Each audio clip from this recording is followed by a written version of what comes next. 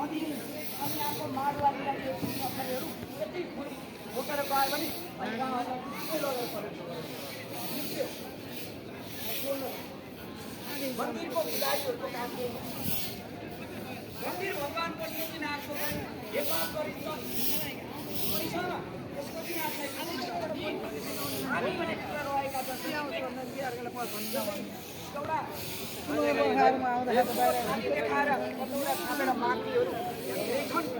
माग्ने धेरै तरिका तर मैले यो अझै पनि भन्छु यहाँ रहेको पशुपतिभित्रको यो प्राङ्गणभित्र कुनै पनि ब्याङ्क राख्नु ब्याङ्कको बोर्डहरू हटाउनु